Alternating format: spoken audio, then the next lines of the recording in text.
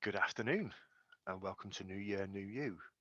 This is the internet stroke Twitter challenge where the goal is to come up with 31 new TTRP or role playing characters that you want to play, post and talk about one of them on every day in January. And of course, me being me, I'm doing 31 different characters in 31 different systems because why not? And today I'm going to take a look and introduce you to Diabo Funt. It was the last of the Funt family that I generated, but it's the first one that we've come across because I'm doing these in alphabetical order of their first names.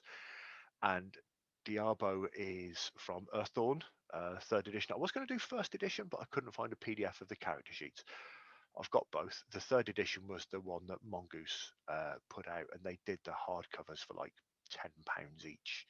So I picked them all up. Um, Big difference between first, I'd never got second. Big difference between first and third edition. They got rid of the 20-sided dice because it's way too twingy. Um, so it changes the step and action dice column there. They included a lot of things from the um, Name Givers Compendium and the Spells and Magic book that had come out for first edition.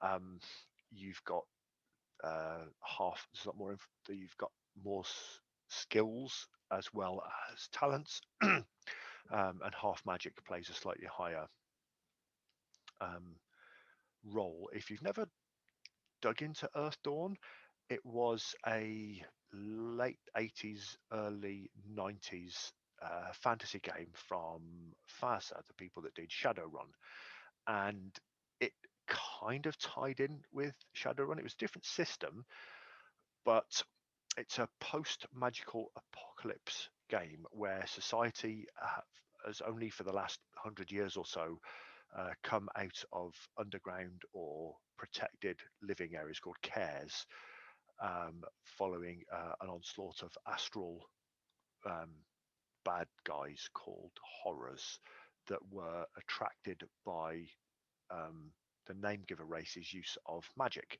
which warped astral space and then attracted them. That then led to this apocalypse, and then the horror tide had kind of disappeared and gone away. And you've got themes of sort of like political struggle for the post-apocalyptic society and exploring cares that either haven't reopened themselves or exploring cares that fell to the horrors and that sort of thing. It's got a bit of a higher fantasy vibe of the Wheel of Time series. And you've got the standard races, so you've got humans, elves, dwarves, and orcs.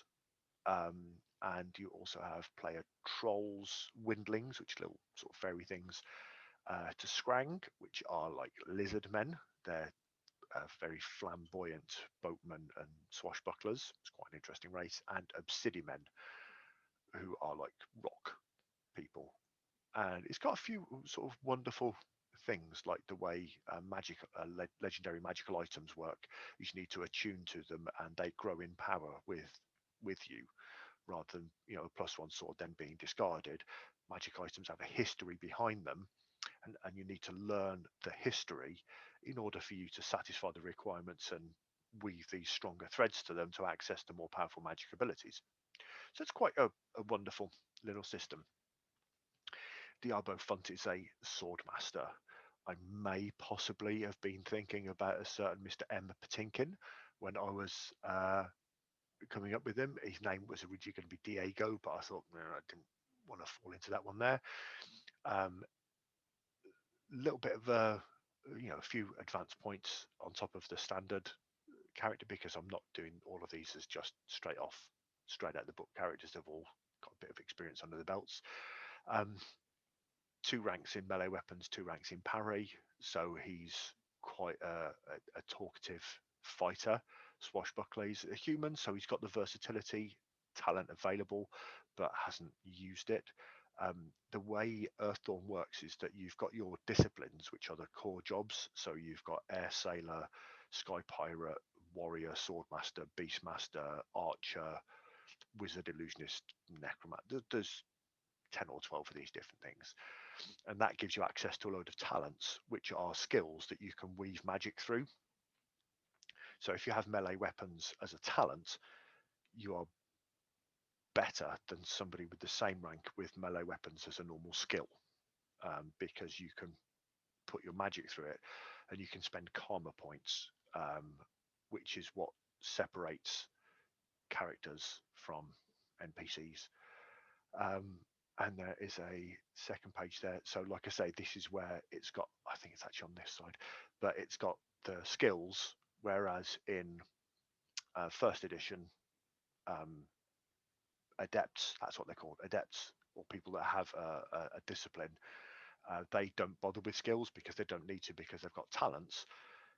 It rounds the character out a little bit more, because previously they were, in first edition, they were very one-dimensional. So Diabo, the um, talkative sword master, I think I gave him reds in, yeah, seduction, streetwise, and impress. So he's got that sort of thing now. Roll well, and I'll see you soon.